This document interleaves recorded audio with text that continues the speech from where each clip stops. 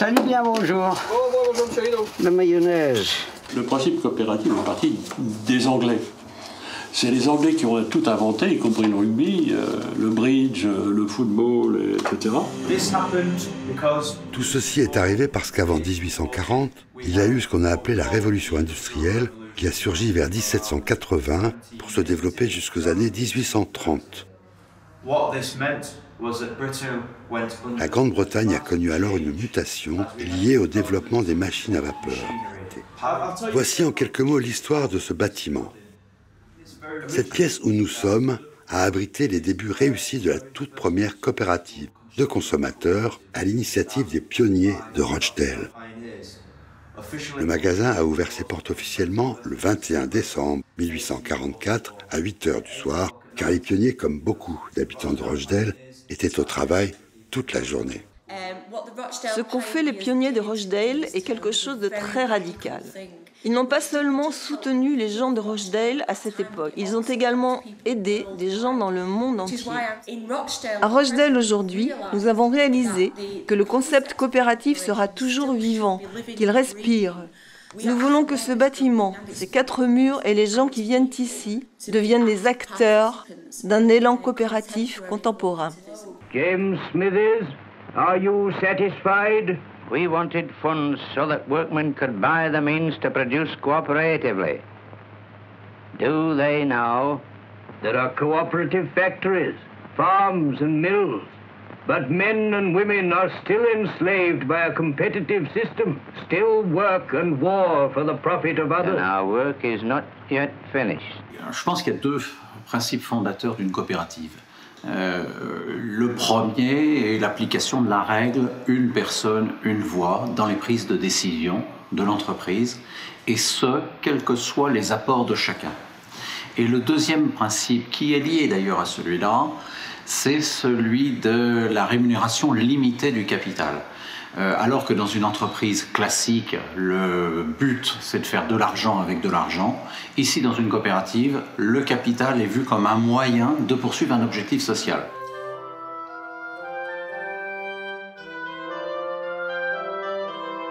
Je vous présente Jean-Baptiste Couty, en biscuit de porcelaine aujourd'hui, puisqu'il est né en 1850 et mort en 1930. Donc il est considéré comme le père fondateur de l'Union de Limoges. C'était un mouvement pour les ouvriers, et alors il y avait beaucoup de petits magasins de coop dans la ville de Limoges. Il y avait en France environ 10 000 coopératives. Quand ils se sont créés en 1880, eh bien, il y avait 45 familles adhérentes, et en 1900, ils étaient 9000 coopérateurs. Après-guerre, tout le mouvement des coopératives de consommation a connu des difficultés.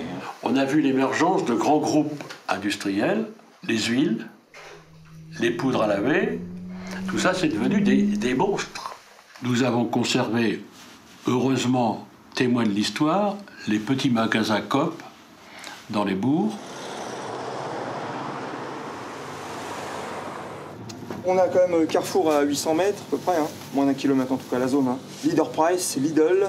Si les gens veulent un centre-bourg, il faut que ces gens d'Angoulins participent à la vie du bourg. Moi je vois régulièrement des petites mamies qui passent devant le magasin avec leur petit chariot, qui vont à Carrefour à pied et qui reviennent ensuite. Bon, le jour où il n'y aura plus de coop.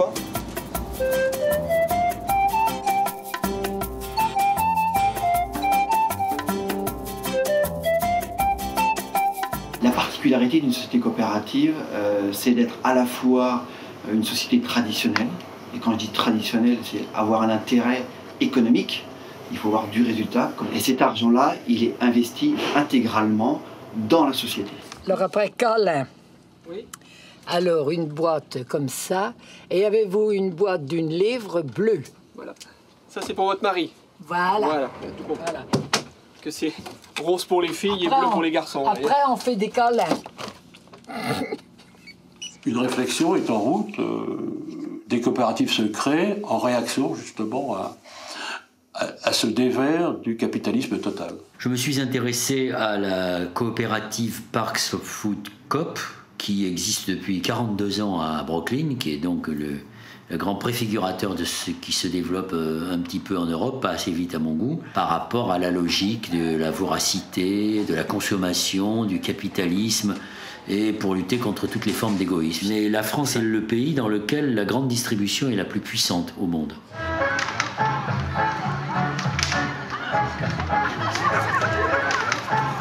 Aujourd'hui, le 5 septembre 2015, on est heureux d'annoncer qu'on a lancé notre groupement d'achat. Et ça, c'est très très important. Supercoop, c'est un projet de supermarché coopératif et participatif. Coopératif parce qu'on va monter une coopérative de consommateurs. Et participatif parce qu'on demande aux personnes de donner 3 heures par mois. On ne veut pas être un temple de l'hyperconsommation, au contraire.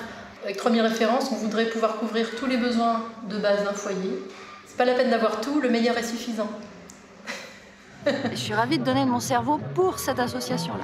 Pour la plupart des gens qui nous ont rejoints, c'est l'envie de se réapproprier la consommation en tant que citoyen. Je cherchais désespérément à utiliser ce que je sais faire dans une association et là, pomme, je tombe sur les amis de Supercoop et là, j'en croyais pas mes yeux, mes oreilles. J'essaye de donner un maximum de mon temps à cette association des amis de Supercoop. C'est-à-dire qu'on pourra choisir un peu le métier entre guillemets qu'on veut exercer. On est en recherche de local pour l'association, de local pour le supermarché. On a eu ce local fabuleux que Beg nous prête.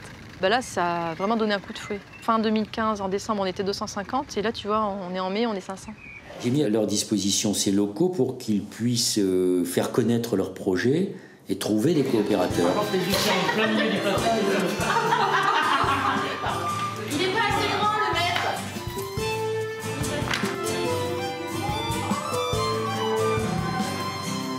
Allez, au revoir, messieurs. Bonne journée.